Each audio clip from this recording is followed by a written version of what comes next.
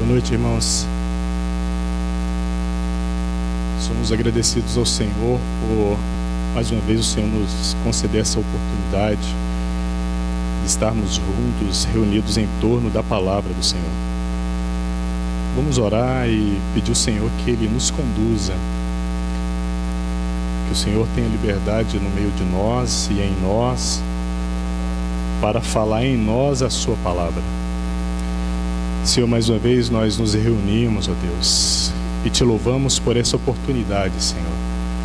Te louvamos porque nós estamos debaixo da Tua graça, Senhor, conduzidos pela Tua misericórdia, porque assim o Senhor decidiu e nos permitiu estarmos aqui hoje. O Senhor nos atraiu para nos reunirmos nesse local, Senhor.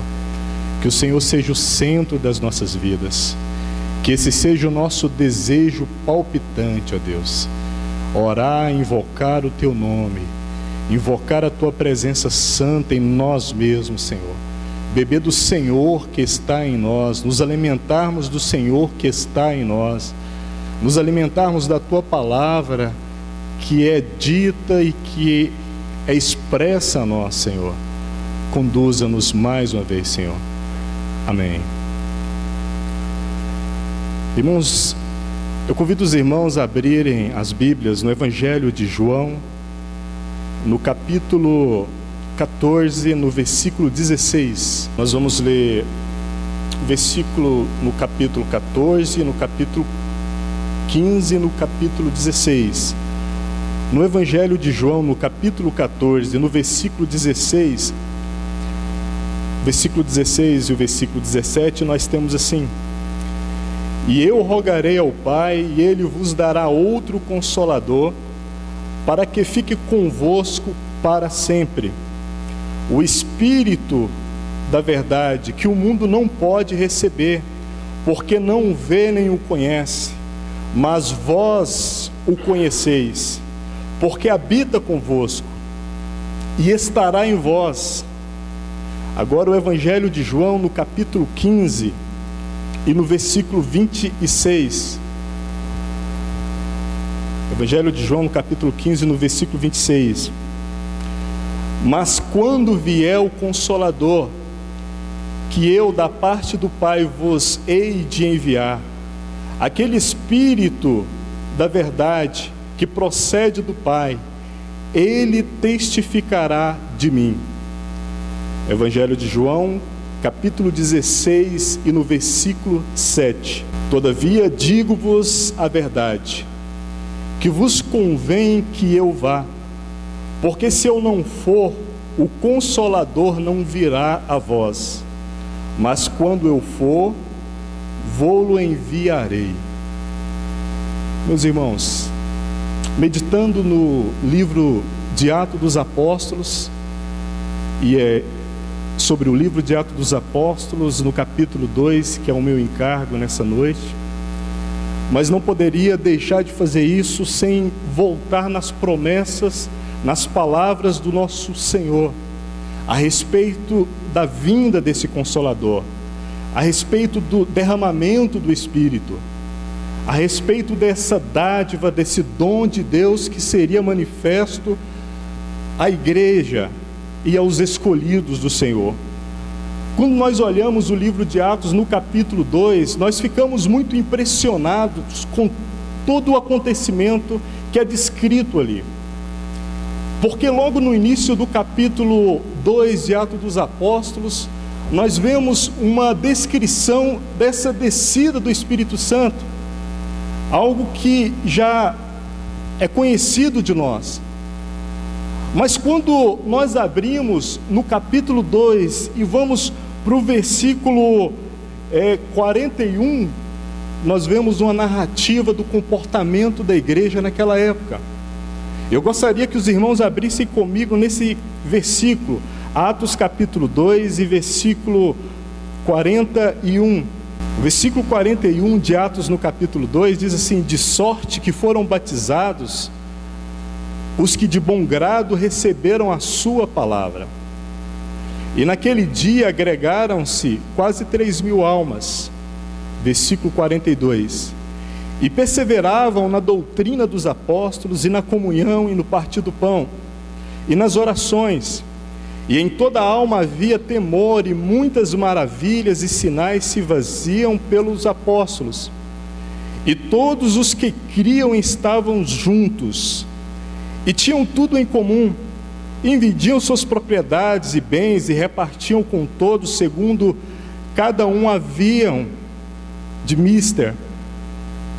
E perseverando unânimes todos os dias no templo, e partindo pão em casa, comiam juntos com alegria e singeleza de coração. Só até aí. Quando nós olhamos essa descrição, nós ficamos impressionados, porque aqui nós vemos uma descrição da igreja como gostaríamos de ver nos nossos dias e de participarmos desse mover, desse desfrute de realidade de igreja.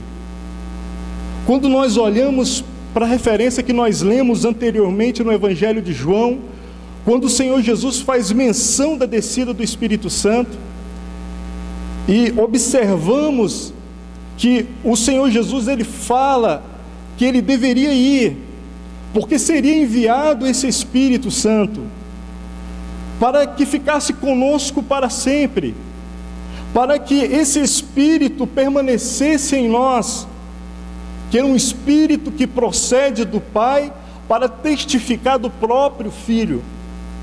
Com base nessas promessas é que nós entendemos a realidade do capítulo 2, porque no capítulo 2 do Atos dos Apóstolos nós vemos o derramamento do Espírito, nós vemos o testemunho da igreja, nós vemos o compartilhar de Pedro, a palavra ministrada por Pedro, ali cheio do Espírito Santo.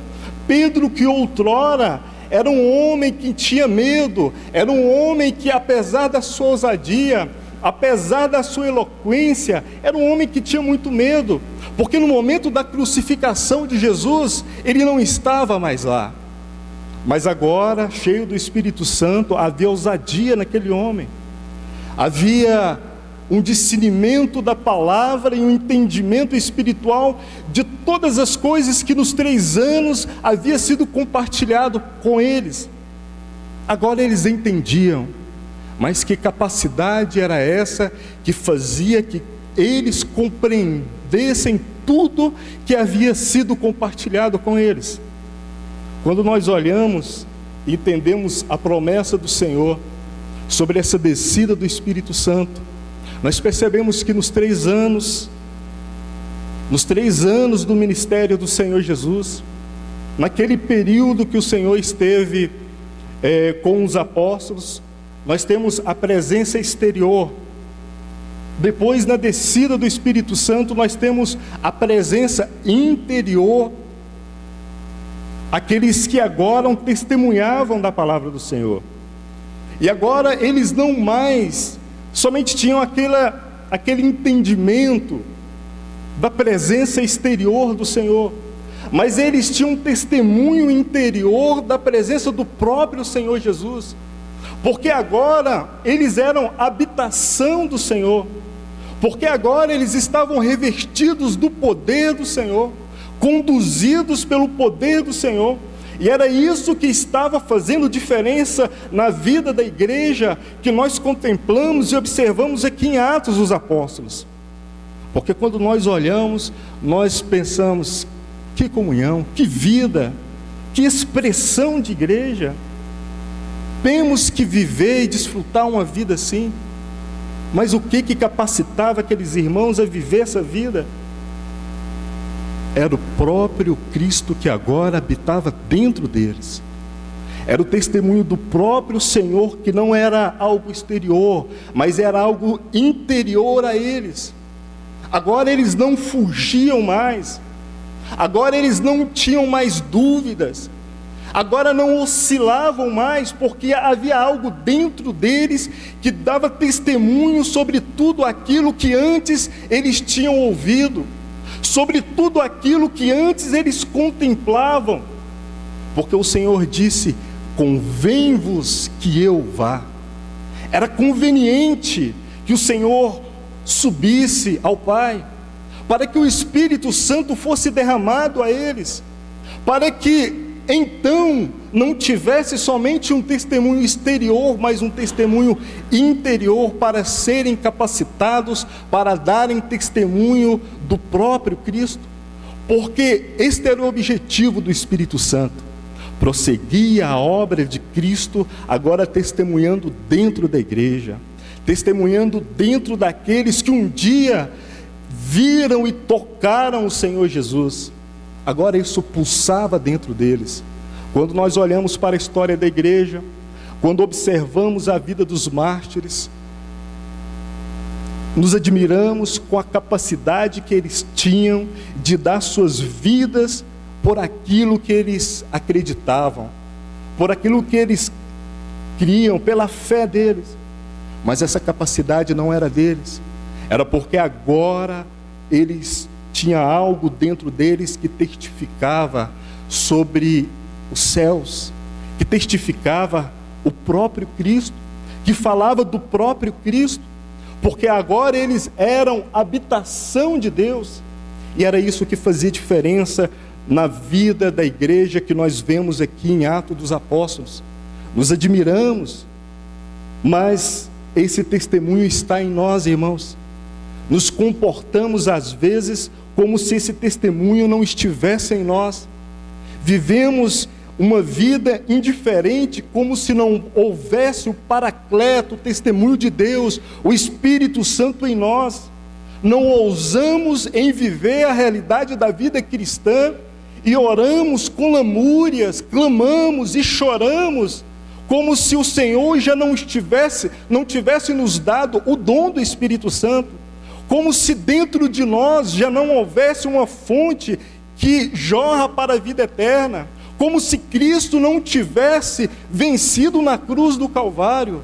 Mas a realidade que há dentro de nós, irmãos, é a vitória de Cristo, é o Deus que habita em nós, é o Deus que decidiu nos fazer sua habitação. E isso está além do nosso entendimento, isso está além da capacidade dos nossos raciocínios, isso vai além da mente humana, porque isso fala de testemunho. Quando nós olhamos em Atos 2, quando Pedro se levantou cheio do Espírito Santo e ministrou essa palavra tão preciosa que nós vemos aqui em Atos 2, eles olharam para ele e ficaram admirados e disseram: mas não são aqueles pescadores galileus, não são aquelas pessoas desqualificadas, sem cultura, não são aquelas pessoas? Como que eles falam com ousadia? Como que essa expressão de vida que está emanando deles é incontestável? Assim como Estevão, porque não podiam resistir a Estevão, mas a diferença é que havia um Deus dentro de Pedro, havia um Deus dentro de Estevão, e contra esse Deus que agora habitava dentro de Pedro, dentro de Estevão, dentro de João, e todos quanto de bom grado receberam a palavra de Deus, não podiam resistir a esse Deus. Não era mais a capacidade humana, não era mais a intelectualidade humana, não era mais os conhecimentos humanos, mas era o poder do Espírito Santo que estava implodindo dentro deles, que estava queimando dentro deles. Não há como, irmãos, vivermos apáticos, indiferentes à realidade do Espírito Santo habitando dentro de nós. O Deus Espírito Santo que habita dentro de nós. Nós dizemos que cremos, maneamos nossas cabeças, levantamos as nossas mãos, mas nós vivemos como se tivéssemos aderido a uma ciência cristã, como se estivéssemos aderidos a um conhecimento cristão. Nos comportamos dessa forma, cheios de argumentos, cheios de teorias, cheios de palavras, mas com muito pouca vida. É por isso que temos dificuldade com as coisas básicas da vida cristã. É por isso que nós temos dificuldade com viver a realidade da vida cristã. É por isso que as nossas prioridades são inversas. É porque não está pulsando dentro de nós a chama que que outrora, outro dia, os discípulos, os apóstolos sentiram pulsar dentro deles, que mudaram toda a visão. Agora tudo fazia sentido. Aquilo que eles não compreendiam, nem utilizando da história, nem utilizando dos livros, agora era vida, não diante deles, mas mais que isso, era vida dentro deles. Irmãos, essa é a realidade para nós também. Essa é a realidade para as nossas vidas também. Não podemos viver indiferentes a esta realidade, como vindo, sentando, aprendendo e ouvindo e aderindo a uma informação, como se tivéssemos aceito, a uma teoria que nos convenceu intelectualmente. Não, irmãos, não fomos nós que aceitamos uma ciência cristã, uma teoria cristã. Foi o próprio Cristo que apontou o dedo para você e te chamou, irmãos. Isso faz toda a diferença.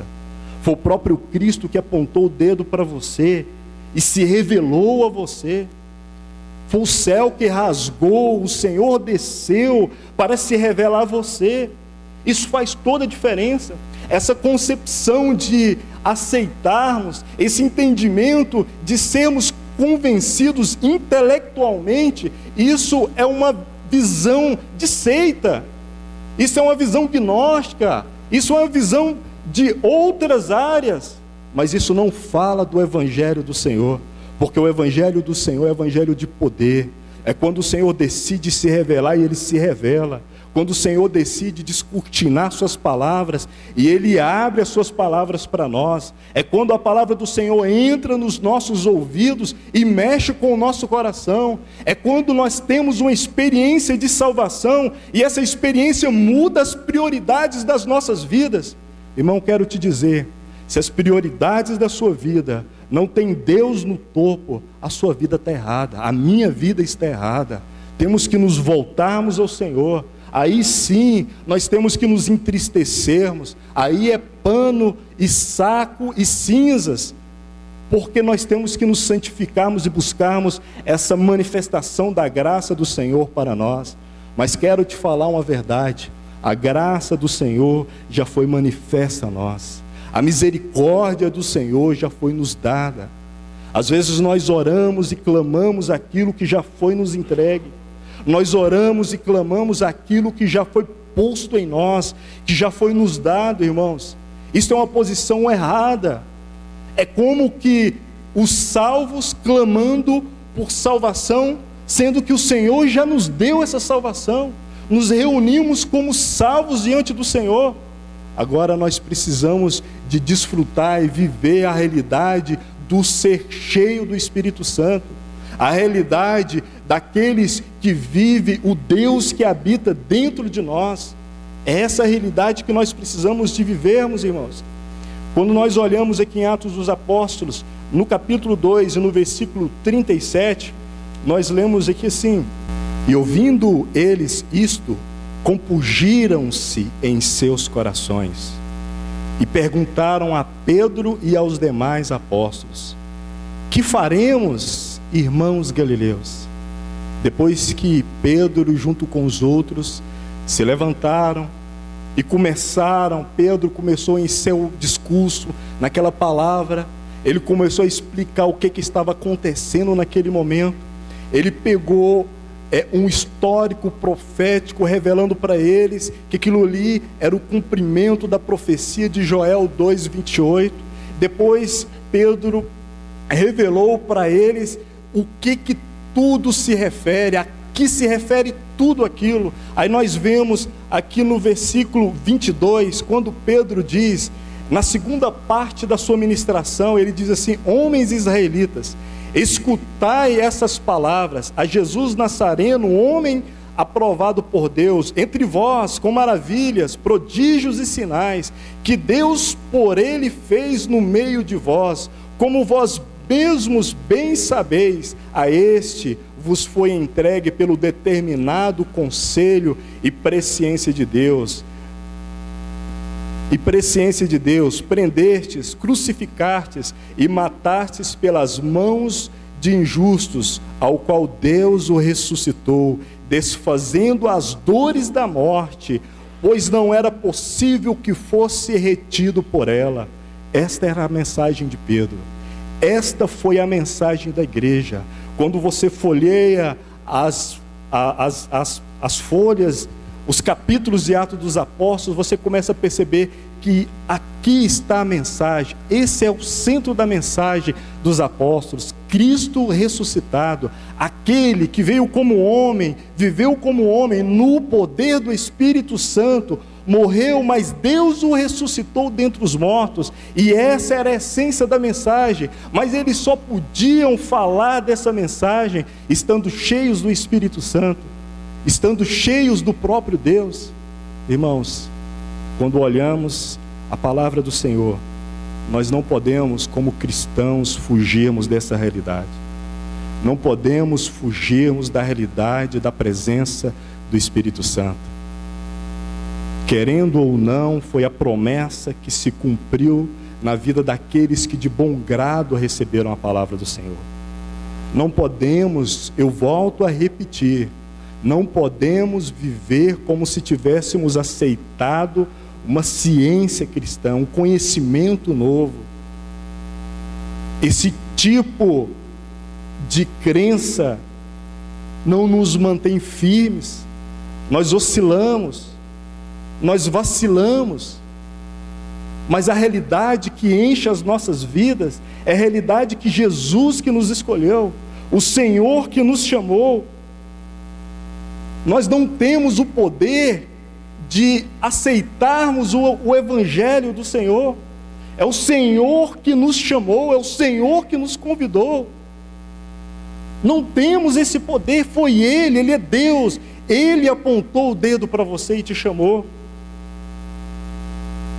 Paulo diz em Romanos capítulo 8, que nós somos escolhidos de Deus. No capítulo 9, ele diz que não depende daquele que corre, mas depende de Deus que se compadece. Foi Deus que se compadeceu de você e compadeceu de mim, e se revelou a nós. E porque agora somos salvos, Ele nos deu o seu Espírito Santo. Nós não podemos fugir dessa realidade de vida cristã, porque quando nós fugimos e vivemos alheio a isso, aí não reagimos nem à ceia do Senhor, não reagimos nem àquilo que é básico na vida cristã. É por isso que quando nós olhamos Atos capítulo 2, por exemplo, versículo 42, parece ser algo tão distante. É porque não há vida pulsando dentro de nós, irmãos. Não há vida de Deus pulsando dentro de nós. Se você não teve uma experiência de salvação, então no nome do Senhor Jesus, que você tenha uma experiência que mude as ordens das suas prioridades. Se um dia você teve uma experiência de salvação, e agora você está frio, apático, indiferente com a vida cristã, o mundo está te consumindo, as prioridades do mundo estão te consumindo, então busque o Senhor, oração, jejum, palavra do Senhor, para que o Senhor te renove, irmão, para que haja vida, que haja renovo dentro de você, dentro de mim. Nós precisamos disso. Nós precisamos de nos reunirmos em torno da mesa do Senhor, respondendo à voz do Espírito Santo de Deus. Domingo nós vamos nos reunir novamente em torno da mesa do Senhor. O que apresentaremos diante do Senhor? Uma indiferença em relação à sua palavra, aquilo que Ele já fez, aquilo que Ele está fazendo. Uma indiferença em relação ao testemunho do Senhor ao nosso lado, à nossa direita, à nossa esquerda. O Espírito do Senhor está em nós. Nós temos que responder a esta realidade, irmãos. Nós precisamos de responder a essa realidade. Aqui no capítulo 2 de Atos, no versículo 12,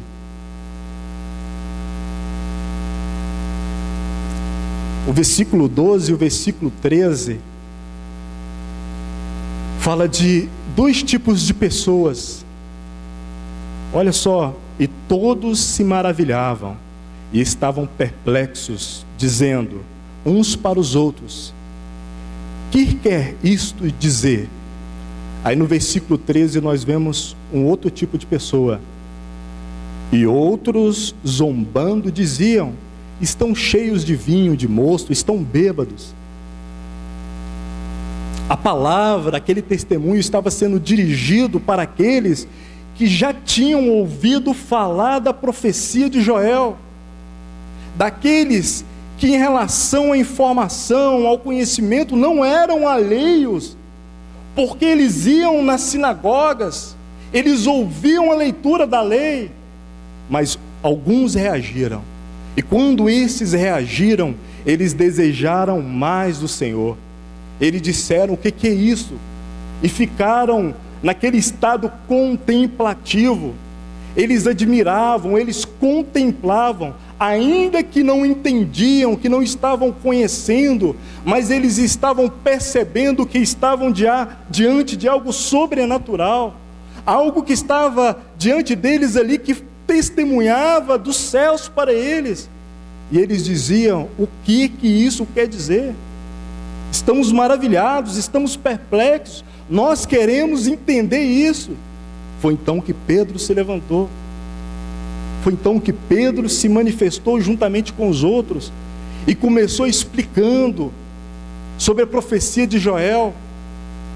Mas nós vemos dois tipos de pessoas.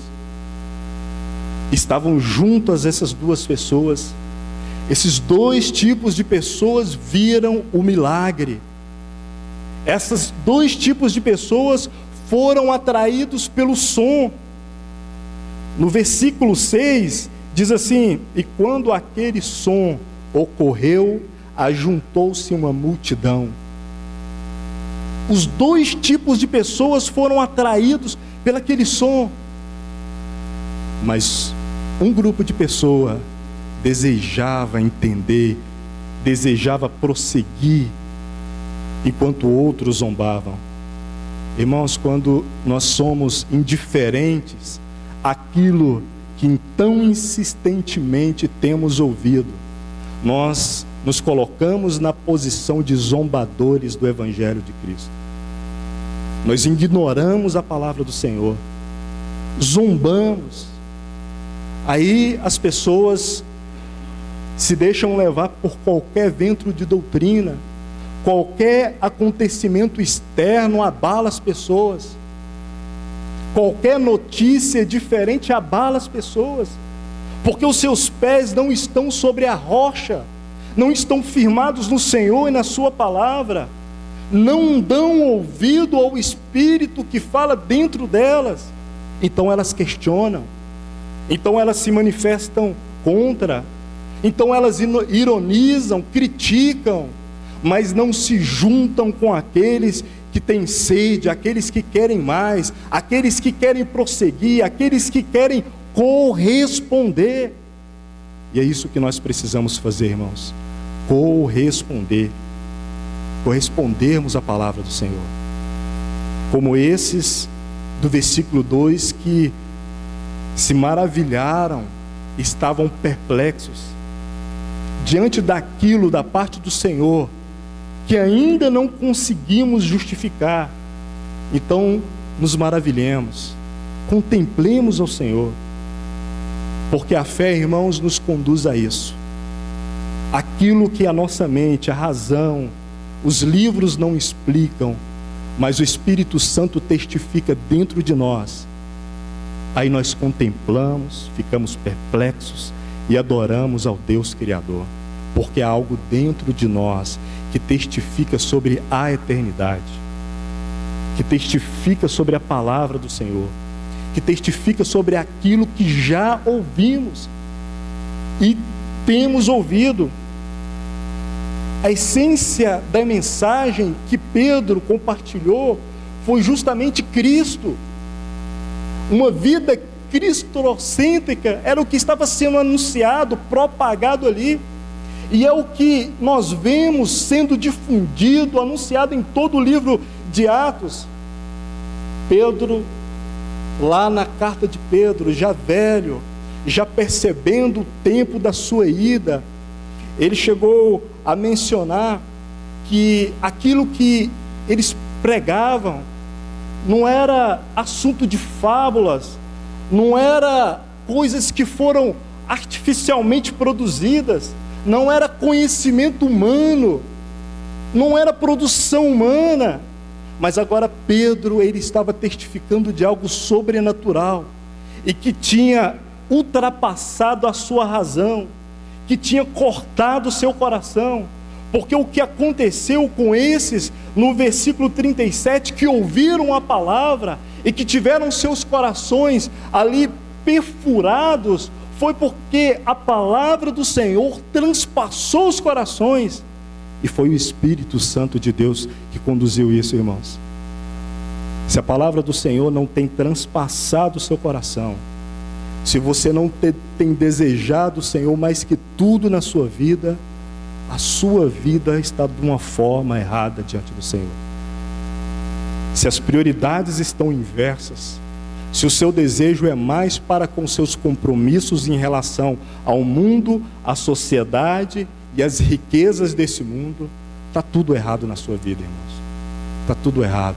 Nós precisamos de nos submetermos ao poder do Evangelho de Cristo e voltarmos ao princípio, ao primeiro amor, voltarmos a desfrutar da palavra do Senhor, a nos empolgarmos, a ficarmos felizes com o anúncio da mesa do Senhor, com o anúncio da comunhão com os irmãos, com o anúncio do reunir em torno da palavra do Senhor. Se isso não tem te animado, irmão, a sua vida está errada, a minha vida está errada.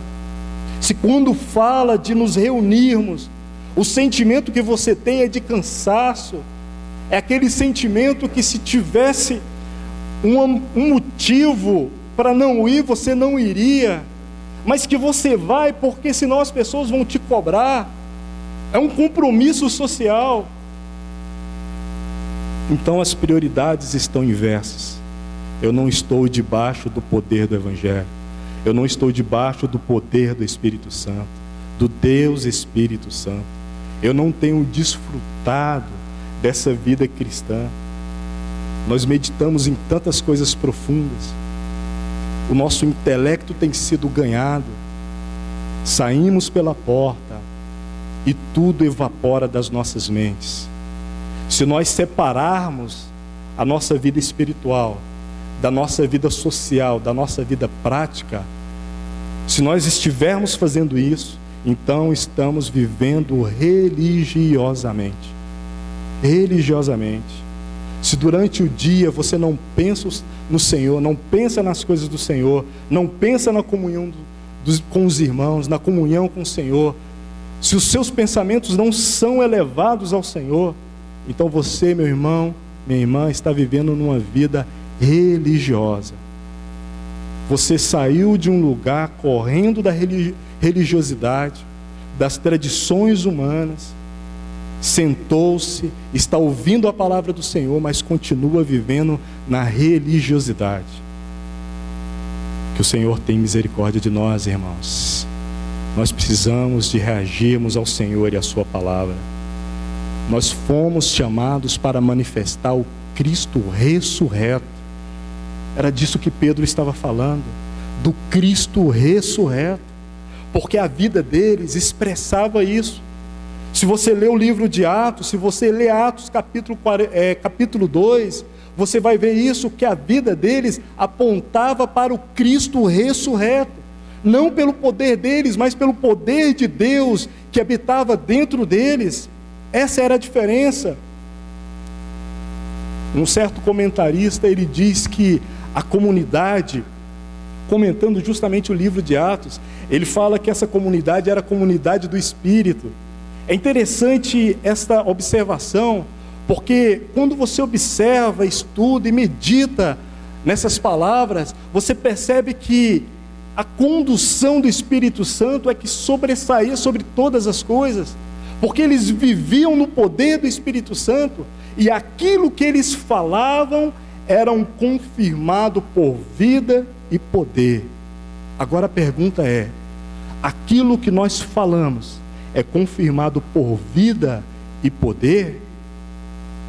Se não é, irmãos, temos que nos voltarmos ao Senhor com jejum e oração e clamarmos ao Senhor, nos humilharmos diante do Senhor, porque essa realidade de vida não era só para aquela geração. Aqui começou os últimos dias e nós vivemos os últimos dias. Vivemos os dias da comunidade do Espírito Santo, do Deus Espírito Santo, do povo que entende, tem essa percepção espiritual pelo Espírito de Deus. Quando nós vemos Paulo falar em Filipenses no capítulo 4 sobre alegria, alegrai-vos no Senhor. Aí depois ele disse, outra vez vos digo, alegrai-vos. Que alegria é essa? Irmãos, que alegria que tem enchido os nossos corações. É a alegria da realidade da vida cristã? Ou é a alegria volátil das conquistas materiais e sociais desse mundo? As prioridades estão inversas nas nossas vidas, estão invertidas nas nossas vidas. É por isso que nós desejamos mais as coisas do mundo. É por isso que ambicionamos mais as coisas do mundo e não desejamos as coisas do Senhor. De repente você vive e se lembra com uma certa nostalgia os tempos que você se posicionava e respondia diante do Senhor. Mas agora você não tem força mais para responder ao Senhor, como se a chama tivesse se apagado no seu coração. Oh, irmãos, não é isso que o Senhor tem para nós. Porque quando você olha para a vida da igreja, em Atos, você percebe que aqueles irmãos, eles estavam capacitados a entregarem as suas vidas pelo amor de Cristo. Eles estavam capacitados a entregarem as suas vidas por testemunho daquilo que eles proclamavam. Agora eles estavam prontos para morrerem por Cristo. Nós estamos prontos a morrermos por Cristo?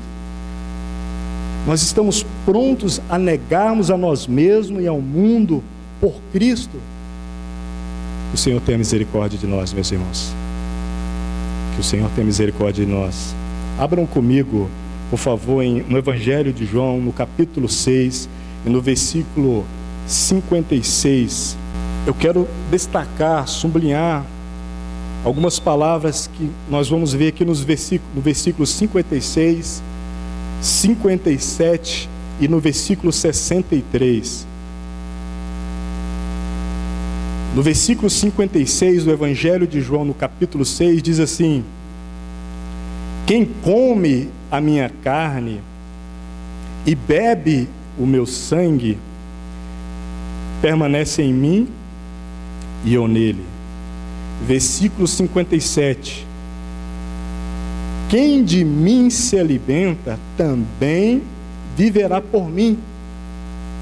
Eu também quero chamar a atenção dos irmãos no versículo 63, que diz no início: o Espírito é o que vivifica. Se um dia tivemos a experiência da salvação, e agora as nossas vidas se encontram apáticas, mornas, estamos desmotivados, frios, indiferentes ao Evangelho do Senhor, sem sentirmos esse testificar do Espírito em nós, essas palavras se tornam um escândalo para nós.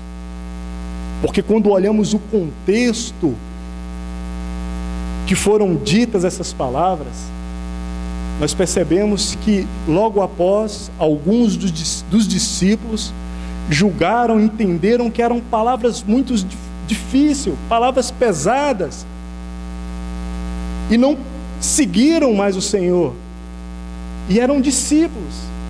Quando a gente olha no versículo 53, que diz: quem come a minha carne, bebe o meu sangue.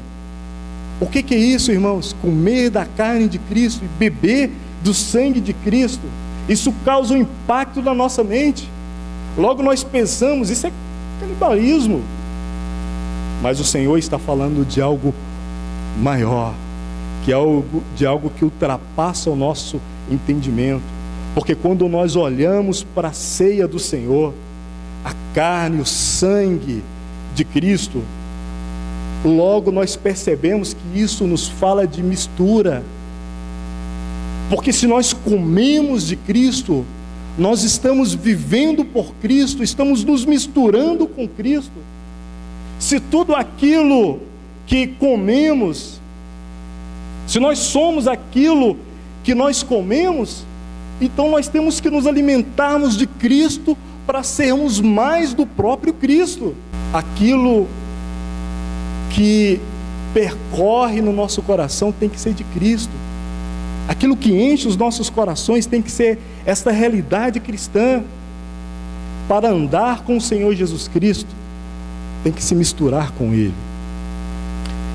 A dualidade de uma dita vida cristã é religiosidade. Vida cristã é uma vida que toca todos os pontos e todos os ambientes e todos os momentos da nossa realidade, da nossa percepção, do nosso entendimento. Não é separado. Se eu me comporto como um cristão piedoso no meio dos irmãos, próximo daqueles que eu julgo ser cristãos, e me comporto diferente diante dos outros, eu vivo numa religiosidade. Eu não entendo, não consigo conceber o que é me misturar com Cristo. Não consigo entender qual que é a realidade da mesa do Senhor. Não consigo viver essa realidade, porque isso para mim é muito estranho.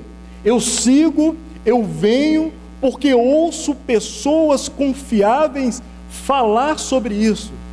Mas não basta, irmãos, ouvirmos pessoas confiáveis falar sobre Cristo. Nós precisamos de sentir Cristo falando dentro de nós. Nós precisamos de percebermos a voz de Cristo dentro de nós.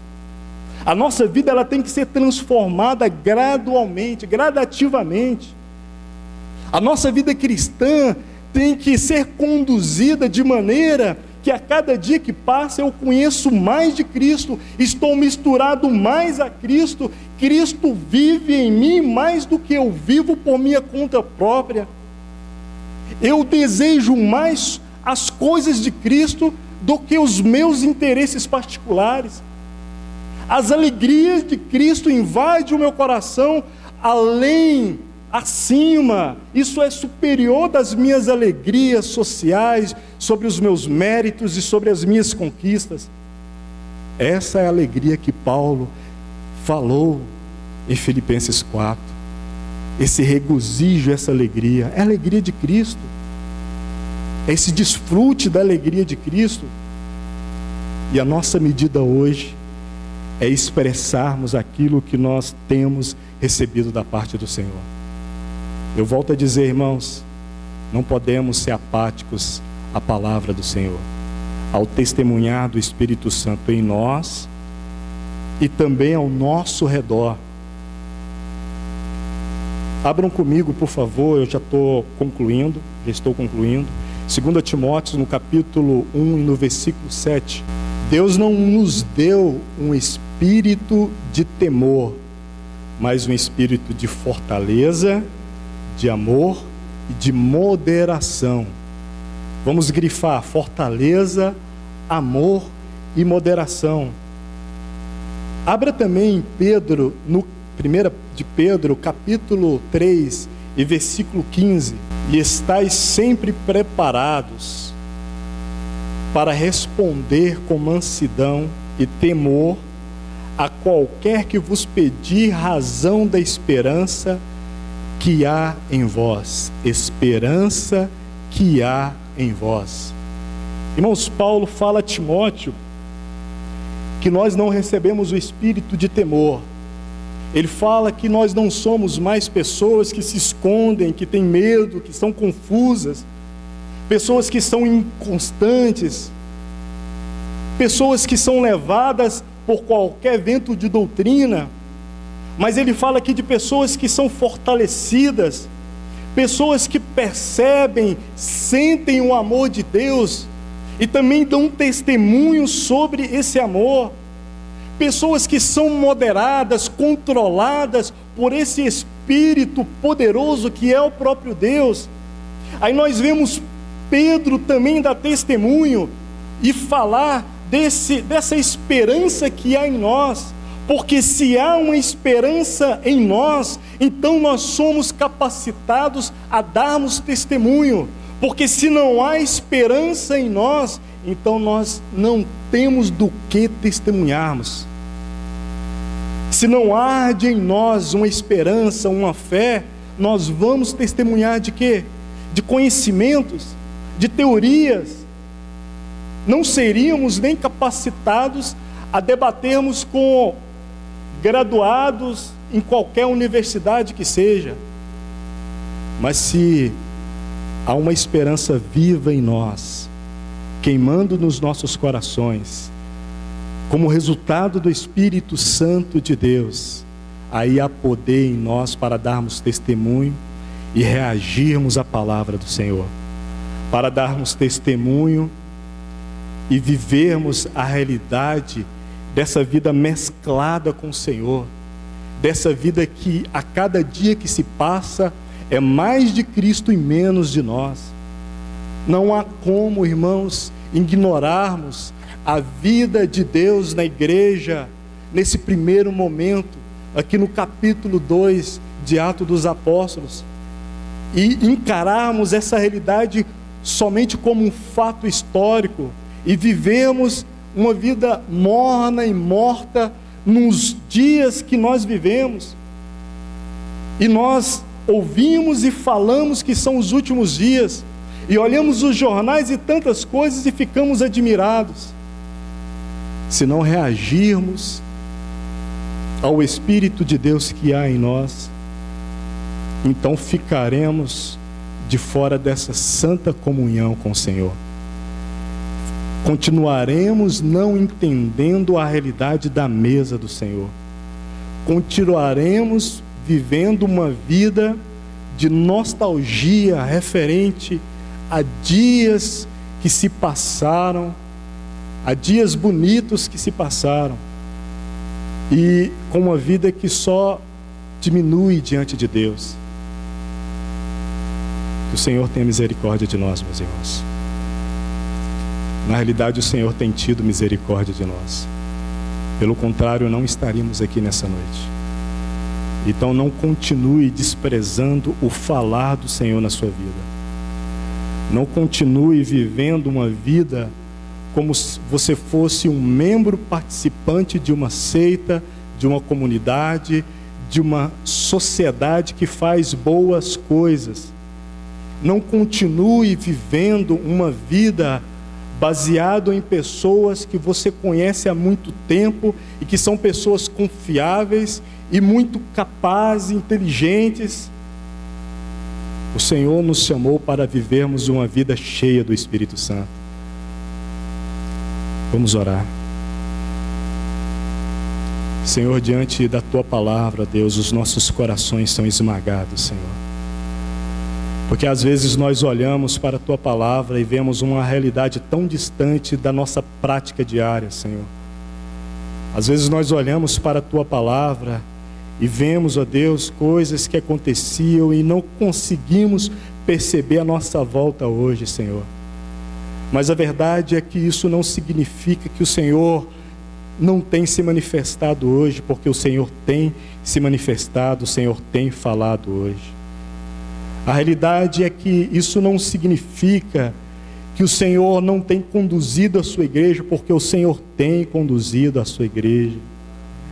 A realidade é que a minha reação de frieza, a minha reação que coloca as prioridades sociais e das minhas conquistas acima das conquistas e dos ganhos para o Teu reino, ó Senhor, tem misericórdia de nós, ó Deus. e trata com severidade com as nossas vidas, Senhor. Trata com pulso forte com as nossas vidas, Senhor. Com todos nós, ó Deus, porque nós não queremos sermos achados de fora no dia da Tua vinda, Senhor. Se entendemos que vivemos os últimos dias, então nós precisamos de vivermos e nos movermos na realidade do Teu Espírito Santo. Nós precisamos de sentirmos esse pulsar dentro de nosso coração. Nós precisamos de desejarmos a reunião da mesa do Senhor. Nós precisamos de, quando começar a segunda-feira, já estarmos pensando no próximo domingo, quando estaremos aqui reunidos, comendo da carne, bebendo do sangue do Senhor, e agora entendendo o que isso significa, porque isso significa nos misturarmos com o próprio Senhor. Isso significa a vida de Deus pulsando dentro de nós. Isso significa a realidade celestial fluindo dentro de nós. Aí não há conhecimento, não há capacidade humana, não há maior ou menor. Aí há o Espírito Santo de Deus que conduz todas as coisas. Senhor, nós precisamos desse poder. Nós precisamos dessa realidade, Senhor. Ó Deus, pelo contrário, nós continuaremos vendo irmãos morrendo à nossa direita e à nossa esquerda, Senhor. Ó Deus, se não vermos esse manifestado Teu Espírito no nosso meio, Senhor. Senhor, há pouco tempo nós falamos de avivamento, nós falamos dessa realidade gloriosa e já deixamos isso para trás, sem contemplarmos essa realidade dentro de nós, Senhor. Nós precisamos do reavivamento que começa em nós mesmos, em mim, na vida dos nossos irmãos, Senhor. Nós precisamos dessa realidade de vida, Senhor. Senhor, eu quero olhar para o livro de Atos dos Apóstolos e me identificar com a vida que eles viviam, Senhor. Porque quando eles sofriam as perseguições e eles voltavam suas vidas aos pés do Senhor em oração, eles não lamuriavam, eles não reclamavam, eles não choravam por suas próprias vidas, mas sim eles pediam capacidade do Senhor para continuarem testificando do Evangelho do Senhor, esse Evangelho que é poder de Deus. Senhor, nós precisamos dessa realidade de vida, nós precisamos de nos voltarmos para os pés do Senhor, com os corações não de lamúria, não de choro por nossas próprias vidas, mas clamando: Senhor, nos capacita para continuarmos falando da sua ressurreição, para continuarmos falando do Deus grande ao qual nós servimos, para continuarmos falando desse Espírito Santo que agora habita dentro de nós, que mudou a nossa vida e que está mudando a vida daqueles que estão próximo a mim. Senhor, nós queremos contemplar essa realidade, Senhor. Pelo contrário, nós continuaremos morrendo e morrendo e morrendo e vendo outros morrerem, Senhor. Nós não queremos isso, Senhor. Nós queremos a realidade da vida do Senhor que brota dentro de nós. Isso tudo é para a glória do Teu nome, porque a nossa vida tem o Senhor no centro, é Cristo no centro, é Cristo no topo, é Cristo como prioridade, é Cristo como a nossa alegria, é Cristo como o nosso desejo, é Cristo como o nosso deleite.